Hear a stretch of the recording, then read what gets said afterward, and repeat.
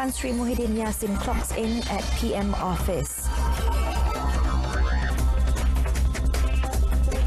COVID-19 Health Ministry to investigate 2 VIPs in viral social media post.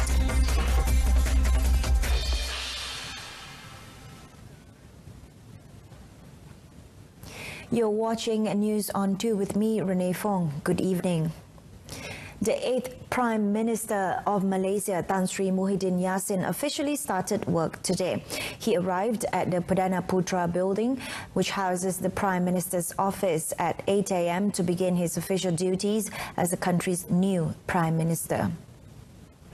Upon his arrival, Tan Sri Muhyiddin was welcomed by Chief Secretary to the government, Datuk Sri Muhammad Zuki Ali, before being taken to the 5th floor where his office is located. Prayers were recited before he entered his office, and Tan Sri Muhyiddin also signed the commencement of duty book. Tan Sri Muhyiddin, 72, took his oath of office as the 8th Prime Minister before the Yang di-Pertuan Agong, Al-Sultan Abdullah Riayatuddin Al-Mustafa Billah Shah, at Istana Negara yesterday. Al-Sultan Abdullah appointed Tan Sri Muhyiddin as the new Prime Minister in accordance with Articles 40, subsection 2, subsection A, and 43, subsection 2, subsection A of the Federal Constitution. On his first day, Tan Sri Muhyiddin had meetings with Datuk Sri Muhammad Zuki, Inspector General of Police Tan Sri Abdul Hamid Bador, and Defence Forces Chief General Tan Sri Afendi Buang.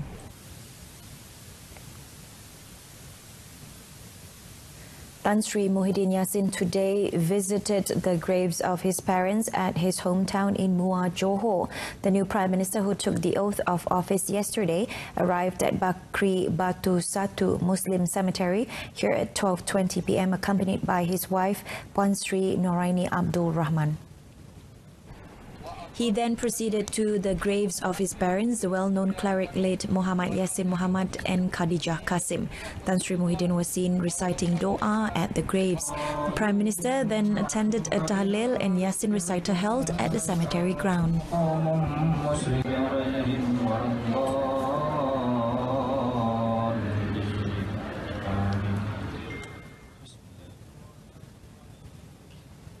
The prosecution in Datuk Sri Ahmad Zahid Hamidi's criminal breach of trust CBT and corruption trial has applied to the High Court to cite him for contempt for allegedly making a false statement. Earlier today, Datuk Sri Ahmad Zahid's lawyer Hisham Teh Potek applied for the proceedings to be adjourned until tomorrow, as he said his client was scheduled to meet Prime Minister Muhyiddin Yassin over cabinet appointments. Datuk Sri Dr. Ahmad Zahid is facing 47 charges involving funds from Yayasan Akal Budi. The decision to postpone today's trial was made by Judge Colin Lawrence Sequeira after hearing submission from the defence team on a German application. According to the defence team, this is to allow the UMNO president to attend a meeting in regards to cabinet selection. However, the Prime Minister's office PMO later denied that political leaders were scheduled to attend a meeting to discuss the matter. It said Tan Sri Muhyiddin was only meeting the Chief Secretary to the government and heads of government agencies to coordinate the smooth running of the government. Earlier, Deputy Public Prosecutor Datuk Raja Rosela Rajatoran said the prosecution was all set for today's trial with 5 witnesses ready to testify in court.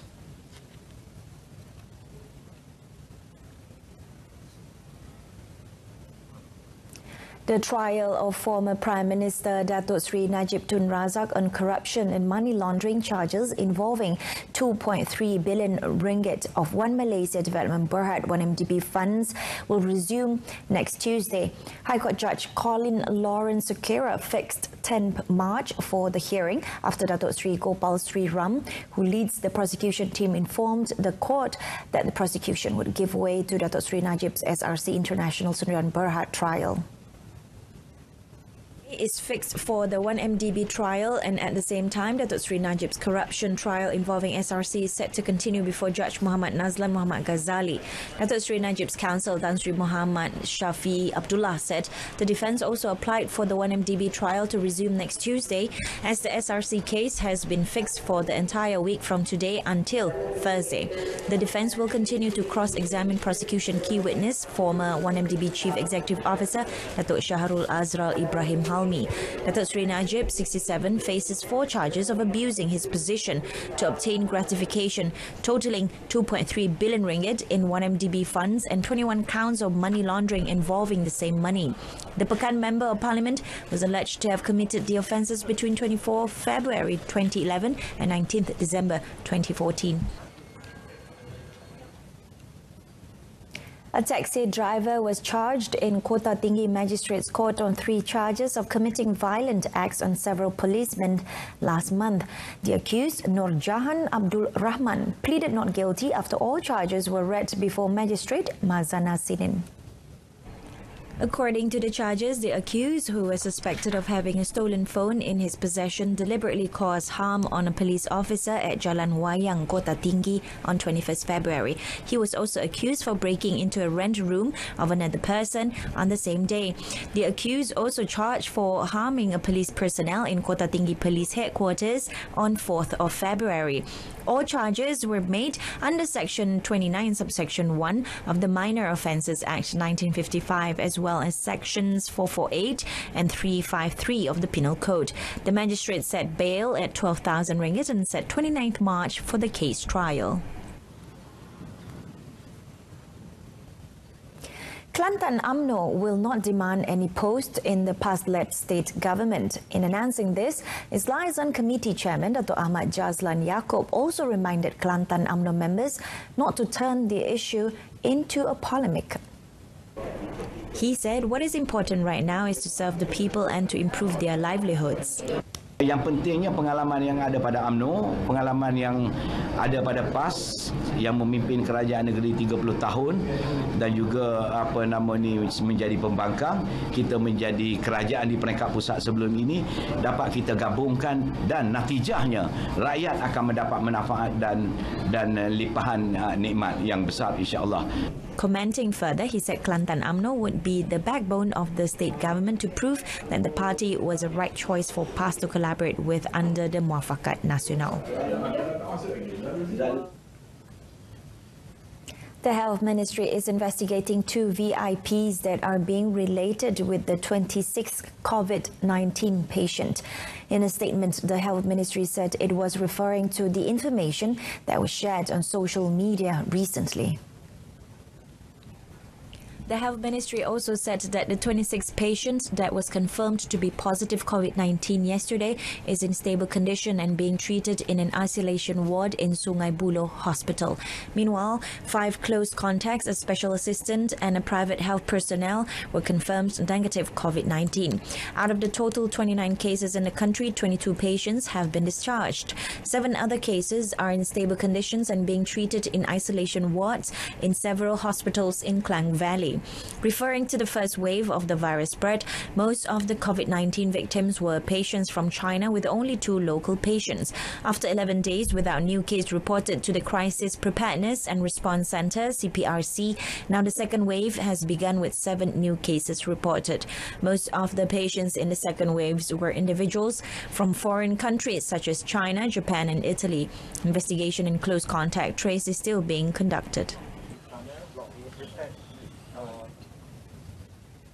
A fire broke out at Bukit Beruang, Ayer Keroh, Melaka late evening yesterday, destroying about 1.2 hectares of the forest. Open burning is believed to be the cause of fire. According to the State Fire and Rescue Department Assistant Director Zulkifli Nordin, they received a call at 6:12 p.m. and dispatched a team consists of 32 members to the scene. He said the firemen faced several difficulties to put out the fire, such as steep hill slope and water supply shortage, adding it was later resolved with the help from Syarikat Air Melaka Berhad SAMB. The fire was successfully contained 4 hours later. The Forestry Department had also used drone to monitor the affected areas.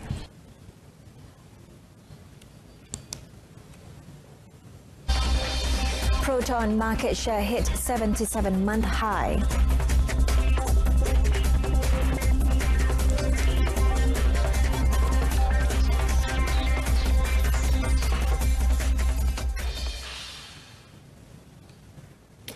Proton Holdings Berhad posted a second consecutive month of strong results this year, where sales in February grew by over 80% compared to the same month in 2019.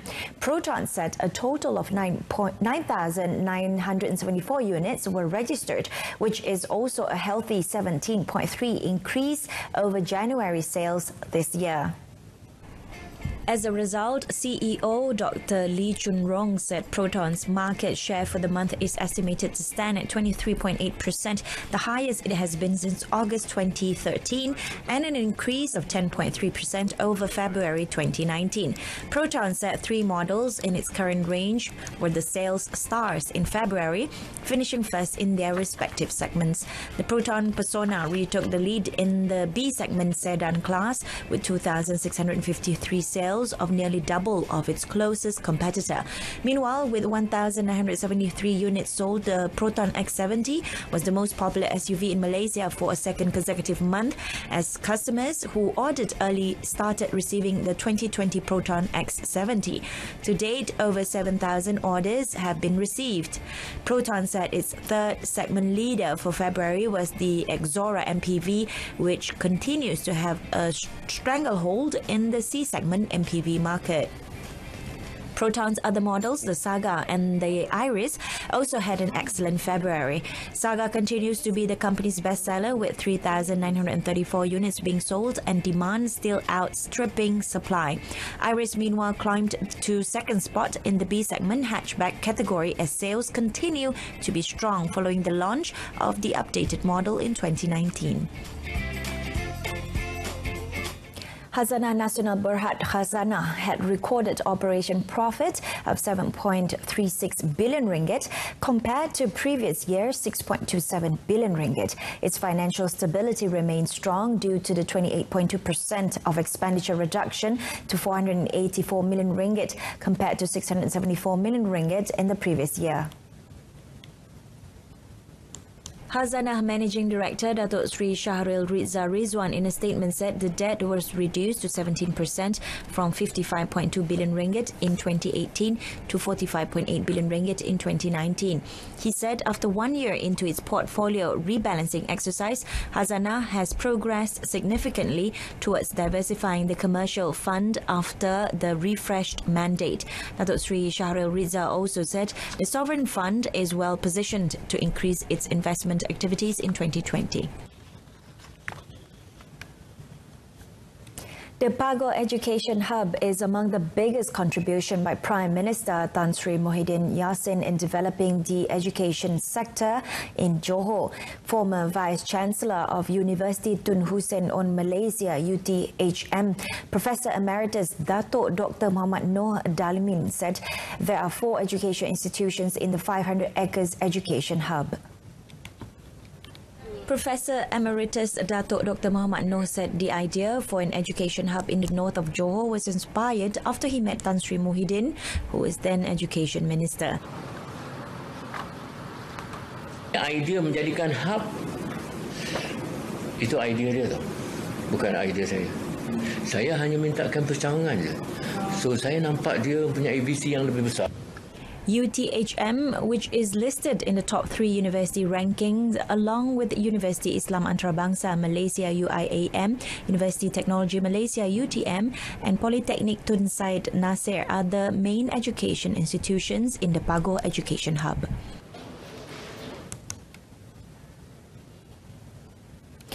Indonesia records first local COVID-19 cases. That's in our foreign news.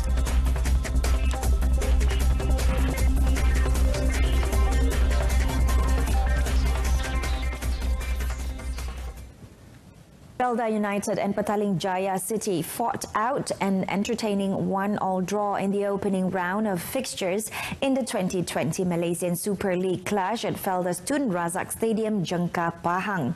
Substitute Mahali Jasoli's equaliser in the 74th minute gave Petaling Jaya City the away draw match result to Felda United on Sunday in the Malaysian Super League season opener for both sides. After a dour opening half, the second 45 minutes provided 2 goals, a missed penalty and several goal-mouthed scrambles. It was Felda who opened the scoring when left-back Arif Farhan showed remarkable calmness to slide the ball past PJ City's debutant goalkeeper Shihan Hazmi in the 47th minute. Petaling Jaya City's response saw Guinean striker Abu Bakar Kamara and Brazilian defender Eluzu both have shots cleared away from the goal line in a mad scramble, and Kamara also missed from the penalty spot after Arif Farhan Issa had handled a shot by PJ City's Philippine international Mark Hartman. Eventually, PJ City were rewarded when a quick free kick by veteran wing-back P. Rajesh released Mahali Jasudi to equalize in the 73rd minute. PJ City entertained Pahang in the second round of fixtures, which start on Friday, whilst Felda must take the flight to East Malaysia to take on a newly promoted Sabah on Saturday.